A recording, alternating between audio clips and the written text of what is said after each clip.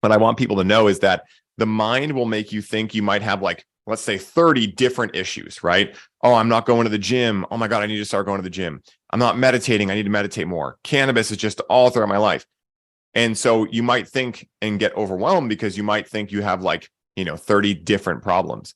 Well, if you start applying the structure successfully to one area of your life, you're going to really quickly realize in many cases that, oh, I actually just had one issue or one pattern that was spanning out over many different areas of my life. Mm-hmm. So when you understand how to do this with cannabis, you're more able to understand how to do it with exercise, with meditating, with, taking your partner on date nights, and everything like that. So, I like to be a Control-Alt-Delete for people.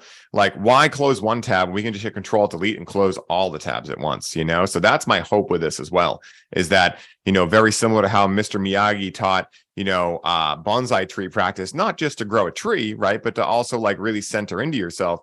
I take a very Mr. Miyagi approach to what I do.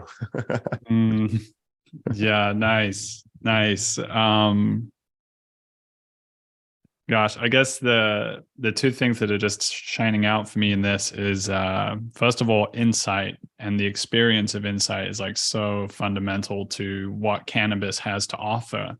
And it's such a shame that the kind of stereotypical cultures, the stoner culture, the kind of the Bob Marley Rasta thing and the Seth Rogen edible Harold and Kumar thing, none of those really represent this core property and value that so many of us have found in cannabis. And we don't even need to necessarily dispel all of those, because some of those things are true and some of them have some value in them.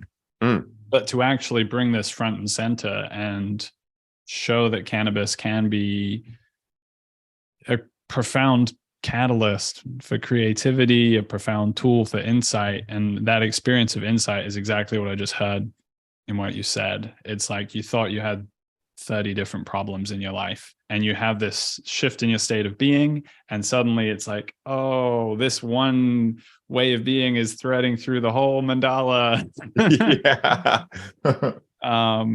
And so the second thing is this sense of like, in some sense, conscious cannabis culture isn't just about, it's like, in some sense, it's not about cannabis. Cannabis is like the thing in the middle, but it's really webbed to everything else. And so I like to think of it as, being nested in an ecology of different practices. I know you practiced several around cannabis, and there's something about like the dialogue between all of those, journaling, meditation, especially like an interpersonal practice as well, like things that are shifting your internal dialogue.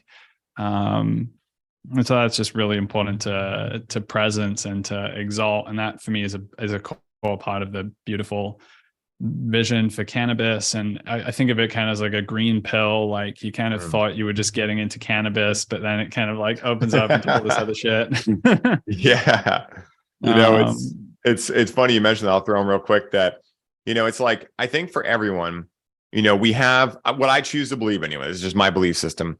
I choose to believe we come down here for a specific mission, if you will, right? And I believe that any of our mess, quote unquote, can become our mission and really is our mission. So for me, to give an example of this, like, at a certain point, I realized, oh my God, I'm in this mess of like, having connected with cannabis unconsciously for so long, created these neural pathways of numbing out with it and tuning out with it. Oh my God, woe is me, right? That's one way to look at it. But that perspective shift that you were talking about was me actually realizing, wait a minute, what if that mess up and every other mess up was actually exactly what got me to here, and I'm actually exactly where I get to be now and where I should be. And so I think for a lot of people, it might not be cannabis for you. It might be something else that you're going, oh yeah, that thing. Maybe I'm in the wrong relationship. Maybe I'm at the wrong job. Maybe I am connecting with cannabis unconsciously and I'm getting a little triggered right now. Maybe I'm addicted to nicotine. Maybe I'm addicted to pornography. Whatever it is, you can allow that mess to become your mission if you choose to see it happening for you. There's no scientific study I can show someone that proves objectively that it's happening for them. It's simply a belief system that you have to choose to start believing. Because at the end of the day, no one's going to come save the day for us, right? So if we don't believe we are the hero of our own story, we will ultimately become the victim of someone else's story, you know? And so it's so important that we look at everything in our lives, as I found anyway, as information. And what can we do if we choose to believe that we're not just the director here, but we're also the narrator and the main character, and we're also, you know, the creator of the script itself, right?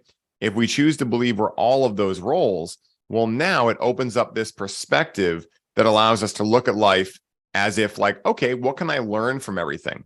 And that's one of my biggest things is I'd rather be a learner than a knower. And we can definitely get more into that. But, you know, overall, learners are always winning, you know, whether they get it quote unquote wrong, whether they find themselves in a mess and they go, okay, what can I learn here?